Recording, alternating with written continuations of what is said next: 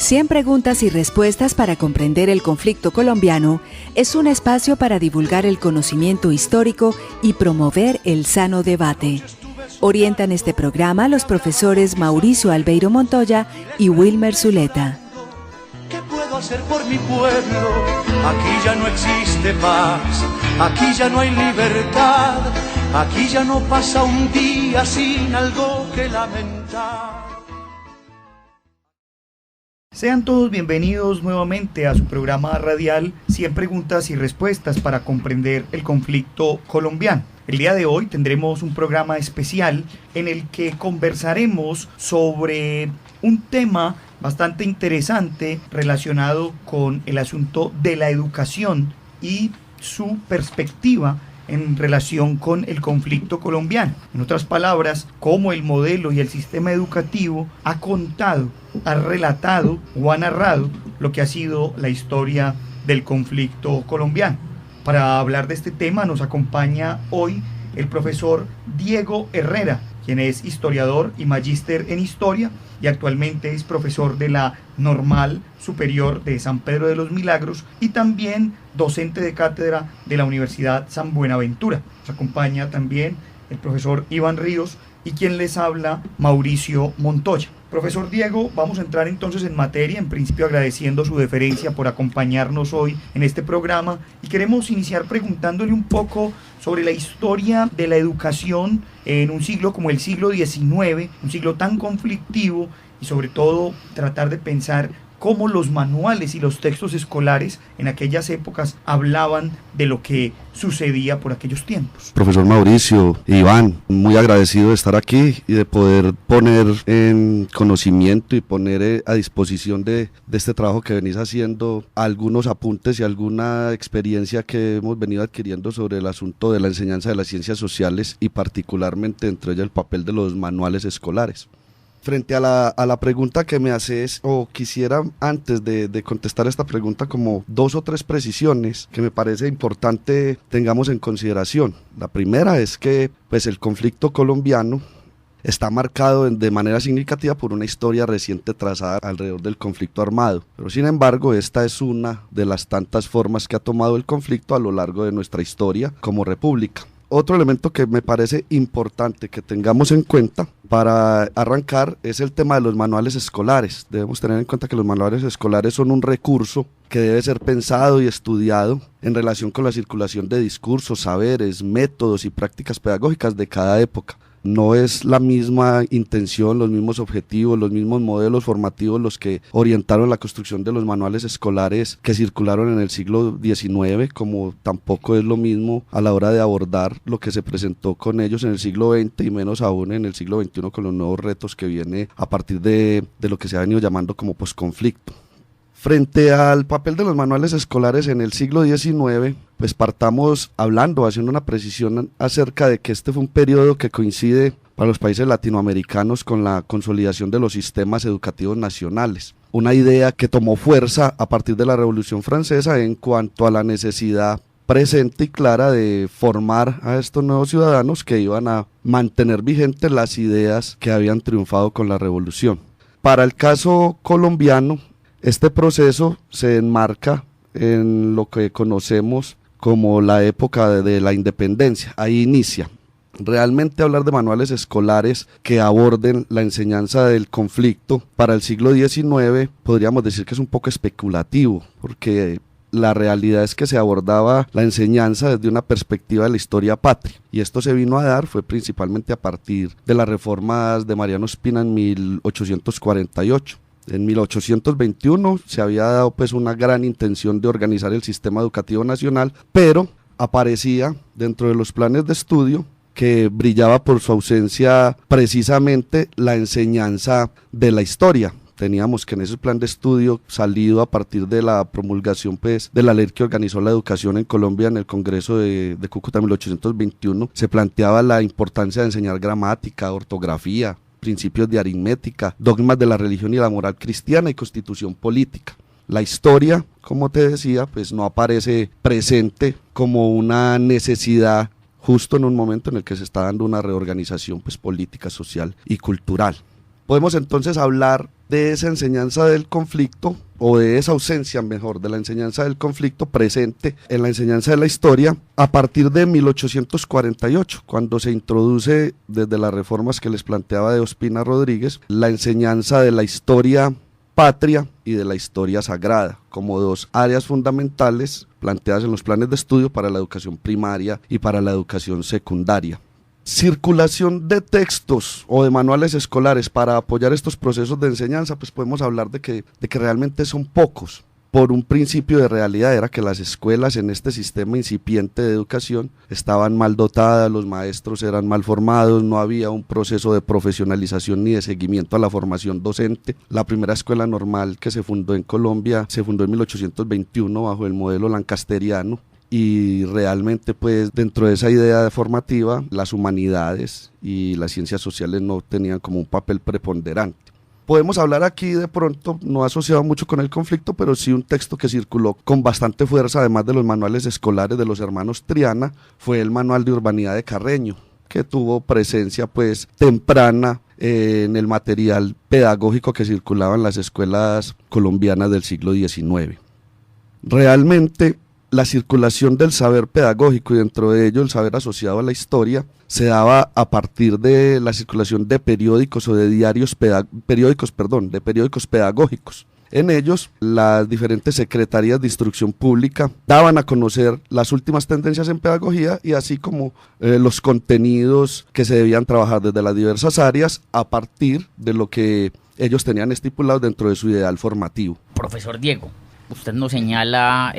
digamos, como el devenir del desarrollo de la educación, de la formación, de la instrucción pública, mejor dicho, desde el siglo XIX. Y allí en el siglo XIX nos encontrábamos un fenómeno y era que quien ostentara el control de la educación ostentaba también el control del Estado. Entonces, digamos, esa fue, digamos, la pugna que hubo entre si era pública o privada, el liberalismo, ¿no? ¿Cierto? Y ahí entonces, digamos, la aversión hacia la aplicación de las ideas de Jeremy Bentham. Digamos que eso permea buena parte de comienzos del siglo XX. En 1910, frente a la propuesta de Jaime Jaramillo Uribe, encontramos un texto que fue ganador del centenario, de conmemoración del centenario para la instrucción pública de la Cátedra de Historia, el texto de Henao y Arrubla. Digamos, ¿qué impacto tiene esto en ese momento, en esa coyuntura? Bueno, Iván, dentro de esto que comentas, pues me parece importante resaltar, antes de que pasemos a conversar un poquito sobre el texto de Henao y Arrubla como un referente pues obligado a la hora de hablar de circulación del saber pedagógico a través de libros de texto. Cabe la pena mencionar también en ese periodo que hablabas de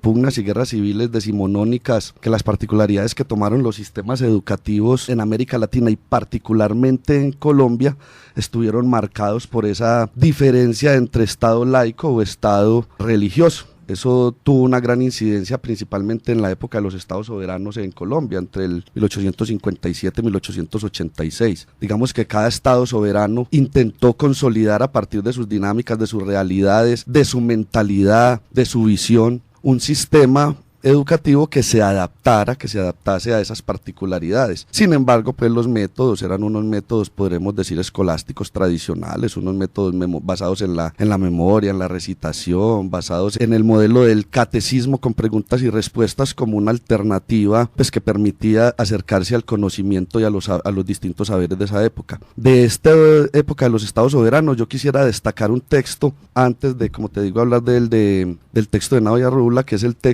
Compendio de Historia Nacional de José María Quijano Otero. José María Quijano Otero fue bibliotecario de la Biblioteca Nacional ubicada en Bogotá y además fue catedrático de Historia Patria en la Universidad de Colombia. Es un texto que tuvo bastante difusión y bastante aceptación dentro de las tendencias ideológicas liberal y conservador que dominaban como en este periodo de los estados, tanto para los estados de tendencia conservadora como los estados de tendencia liberal. El texto de José María Quijano fue un referente obligado y enmarcado pues dentro de lo que se conoce enseñanza de la historia patria, una historia que centrada mucho más en lo alejado en el tiempo que en pensar o en analizar o en discutir las problemáticas sociales, políticas, culturales, económicas más contemporáneas. En 1886 triunfa el proyecto político de la regeneración y eso trae consigo nuevamente un papel predominante de la Iglesia en términos de manejo de la educación. Se le entrega a ella la posibilidad de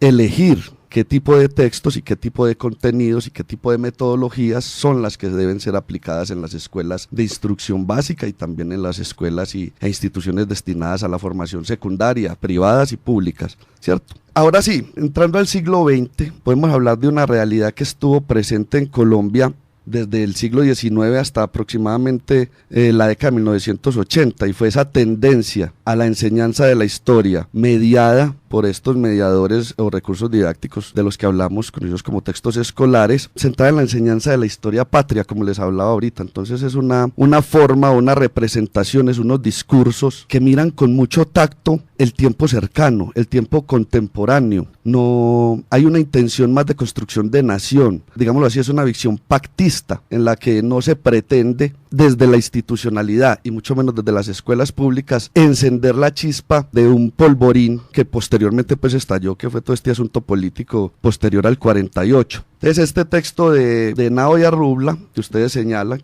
me le señalan como un referente para la enseñanza de la historia dentro de este escenario de inicios del siglo XX, pues aparece articulado también, o aparece circulando junto a otros textos que también tuvieron gran difusión. Repito, pues hablando de gran difusión uno exagera un poquito, porque realmente no es que todos los estudiantes que asistían a las escuelas primarias y secundarias tenían la posibilidad, como parece ser hoy día, de acceder a un texto escolar que le permita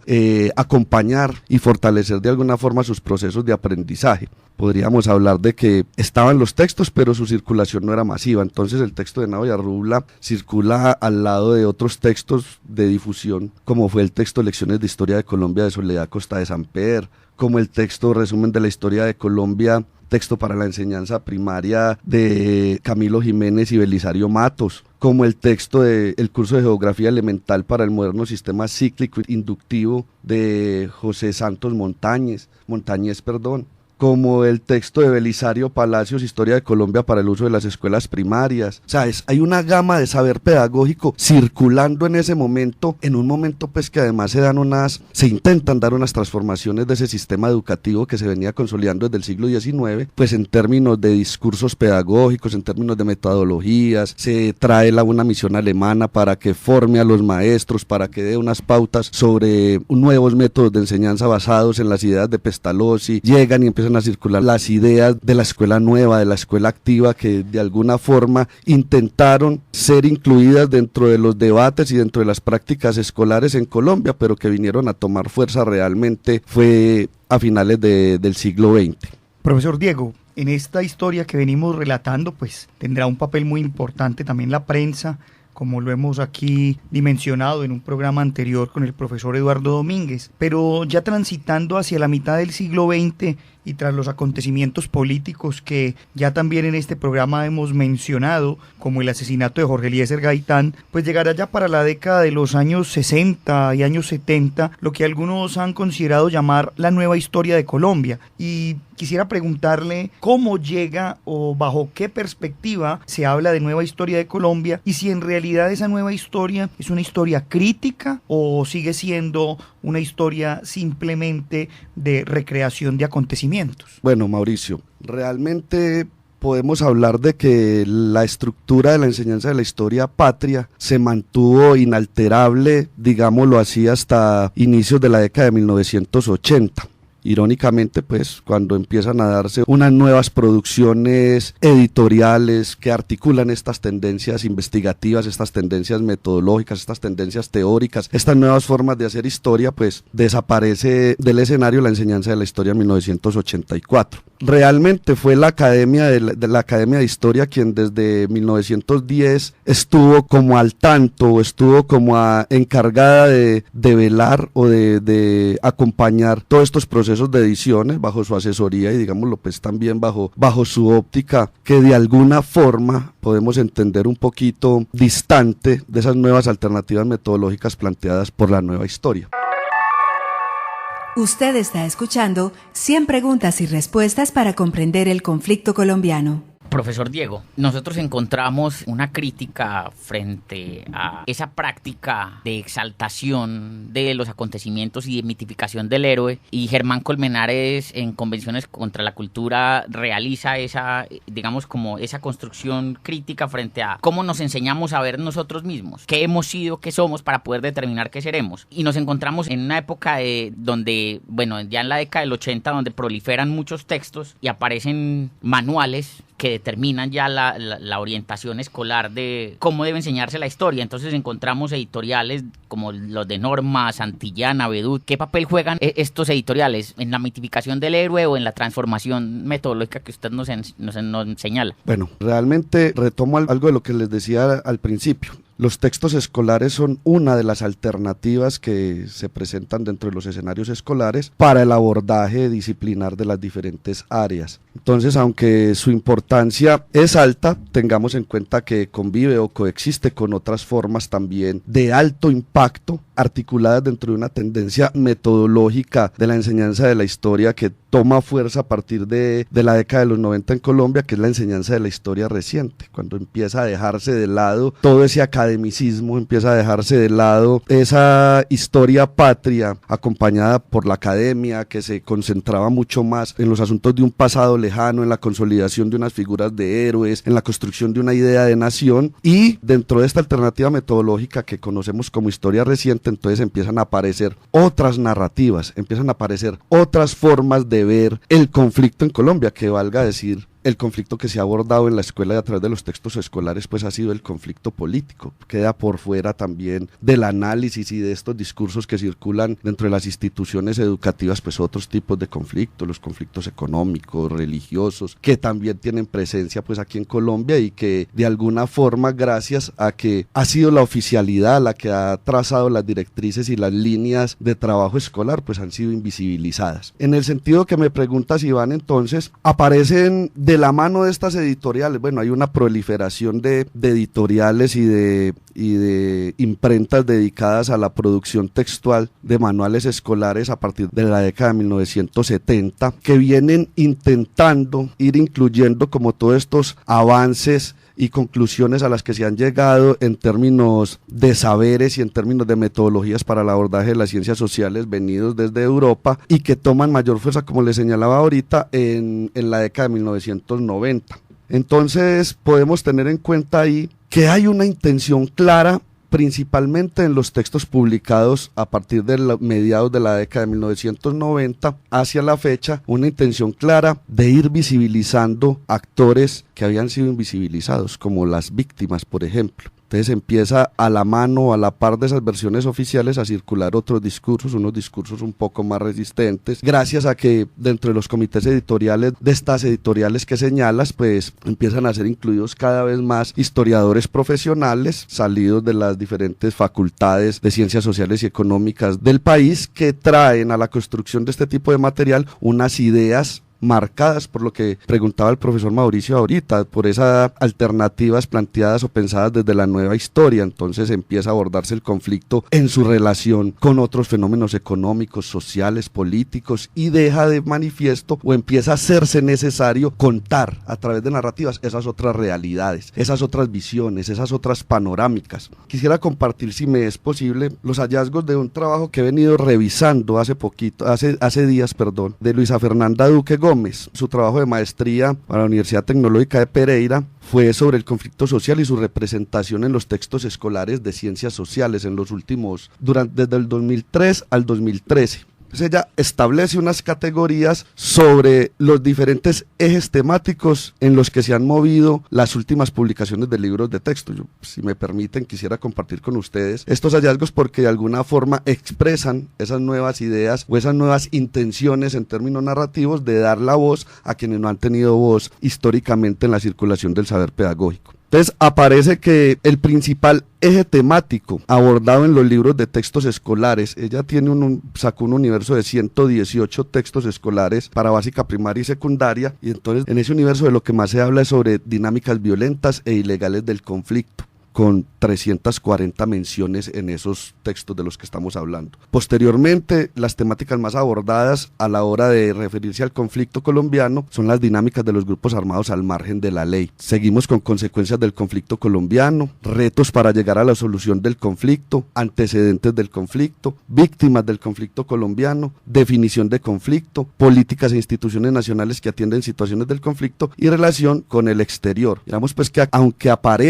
empiezan a aparecer unas nuevas temáticas de interés, pues seguimos hablando, seguimos mirando o abordando mejor el conflicto colombiano a través de la enseñanza en una dinámica de causa de efecto en la que la institucionalidad y la oficialidad se mantienen pues como referentes y poco se hace como por indagar o profundizar más acerca de la responsabilidad estatal dentro de este conflicto pues que hemos venido viviendo. Profesor Diego, llegan los años 90 y no solamente hay una nueva constitución como la de 1991, sino que se publica una nueva Ley General de Educación. Y con esa ley pues se consolida lo que usted ya mencionaba, que era el asunto relacionado pues con la pérdida de la cátedra de historia como cátedra individual, y se incluye en lo que va a empezar a llamarse en ese momento en adelante las ciencias sociales. Me gustaría un poco que nos ilustrara sobre esa situación, pero más allá de eso, decir si eso tiene consecuencias positivas o negativas en relación con lo que venimos preguntando de cómo relatar los asuntos del conflicto colombiano. A ver, pues yo creo que las consecuencias siempre van a ser negativas siempre y cuando no se le devuelva a la enseñanza de la historia un papel, la importancia que ha tenido, y posibilitar a partir de la enseñanza de la historia como la implementación de nuevas metodologías que permitan dinamizar la enseñanza, pero también permitan el reconocimiento de actores y sujetos asociados al conflicto desde los diversos territorios. Yo creo que mientras no se le devuelva ese estatus a la historia, cualquier tipo de intención, cualquier tipo de acciones del orden estatal o del orden oficial para abordar el conflicto van a ser insuficientes. Vos mencionabas la expedición de la Ley General de Educación, pero ya desde la misma Constitución del 91, pues ya hay unos elementos que dan línea para el desarrollo o la reconstitución de nuestro sistema educativo a partir pues de todo ese reconocimiento que hace la Constitución del 91, de un país pluriétnico, multicultural. Entonces hay unas líneas gruesas ahí en cuanto a la formación que la Ley General de Educación y sus decretos reglamentarios posteriores permiten ir materializando en la escuela. A partir de la ley 115 del 94, pues sí se dan unas acciones, por lo menos para generar un marco de referencia teórico, conceptual y metodológico un poco más amplio del que se venía trabajando en Historia Patria. Entonces, de la mano de la ley general, aparecen unos lineamientos de ciencias sociales, en los que se trazan también unas líneas de trabajo frente a lo que debe ser el abordaje en las instituciones educativas de primaria y secundaria del conflicto colombiano. Pero entonces ya no aparece solamente la historia como protagonista. Al lado de la historia empieza a abordarse el conflicto desde áreas como ética y valores. Surge también en los últimos años una reglamentación que indica que en todas las instituciones debe abordarse o debe enseñarse, debe darse una cátedra de la paz, que también pues es importante pensar cómo se está implementando esa cátedra de la paz en los colegios y en las escuelas, porque realmente la experiencia laboral y la experiencia que he tenido acompañando prácticas pedagógicas indican que muchas instituciones o la gran mayoría de las instituciones no trabajan este asunto desde una cátedra, sino que lo articulan a cualquiera de los proyectos transversales, el de democracia y construcción de ciudadanía. Entonces invisibilizan o limitan esas posibilidades de reflexionar sobre el conflicto. Dentro de ese marco de referencia teórica, conceptual y metodológica de la que hablaba, que se desprende de la ley 115, pues entonces vale la pena resaltar todo lo relacionado con lo que te mencionaba de Cátedra de la Paz, pero también los estándares básicos de competencia y los derechos básicos de aprendizaje, que son unos documentos presentados por el Ministerio en el que hay unas bases de trabajo desde el nivel preescolar hasta 11. En ellos se resalta o se hace visible la importancia que tiene para las nuevas generaciones, para las generaciones que se están formando en las instituciones educativas, el conocer el conflicto, el conocer sus orígenes, el conocer sus antecedentes, su desarrollo, pero también muy centrado en la presentación de alternativas de solución. Vamos dejando un poquito de lado el preocuparnos simplemente por la historia más lejana y se va intentando incluir a los jóvenes en unas dinámicas educativas y formativas que les permitan, a la luz del conocimiento sobre el conflicto, pues pensar una sociedad reconstruida a partir de unas nuevas dinámicas sociales y culturales. Profesor, trayendo a colación nuevamente eso que usted nos menciona sobre las reflexiones sobre los conflictos o las conflictividades en Colombia, yo no dejo de citar a una persona que conocí recientemente, y un poeta, que él decía que Colombia no tiene diversidad atmosférica, pero sí tiene dos estaciones, el miedo y el olvido. Entonces nos gobiernan con la emoción, nos manejan con la emoción. En ese sentido, quisiera preguntarle cuáles son esos retos para la enseñanza de la historia en un país en esas condiciones. Bueno, los retos son muchos, Iván, pero yo sí quisiera destacar ahí en esta línea la importancia de generar una legislación educativa que realmente permita el abordaje y el entender el conflicto desde las dinámicas y particularidades locales. Creo que ese es uno de los principales retos que tenemos ahorita pues en los tiempos de lo que llamamos posconflicto. También incluir o articular dentro de las prácticas educativas una pedagogía de la reconciliación. Creo que eso es fundamental, desde las escuelas, desde las diferentes instituciones de educación popular, educación primaria, educación secundaria, educación media. Tenemos que ir incluyendo con cada vez más fuerza en nuestras aulas de clase una pedagogía de la reconciliación, que además de permitir darle la voz a quienes históricamente han sido olvidados, repito, las víctimas, unas narrativas desde los territorios, pues permitan ir fortaleciendo todo eso de lo que hablábamos ahorita, y es a la reconstitución o reconstrucción de tejido social, de tejido familiar, de tejido ético social. Yo creo que eso es un reto fundamental que tenemos los agentes educativos, y que esperamos que a partir de las nuevas dinámicas generadas con la entrega de armas de este grupo armado de las FARC y con todo lo que se viene pues ahorita, podamos permitirle a nuestros muchachos, a nuestros estudiantes, a nuestros jóvenes, a los jóvenes del país, más que centrarnos en el pasado, pues tomar ese pasado como experiencia, como memoria, y podernos permitir construir o reconstruir nuestra sociedad. Con estas reflexiones terminamos nuestro programa del día de hoy. Agradecemos al profesor Diego Herrera por su compañía, agradecemos a la Universidad Nacional por este espacio que nos brinda, a Jorge Benjumea en el máster, y a ustedes los invitamos para que sigan escuchando su programa 100 preguntas y respuestas para comprender el conflicto colombiano. Hasta pronto. 100 preguntas y respuestas para comprender el conflicto colombiano es un espacio para divulgar el conocimiento histórico y promover el sano debate. Orientan este programa los profesores Mauricio Albeiro Montoya y Wilmer Zuleta. ¿Qué puedo hacer por mi pueblo? Aquí ya no existe paz, aquí ya no hay libertad, aquí ya no pasa un día sin algo que lamentar.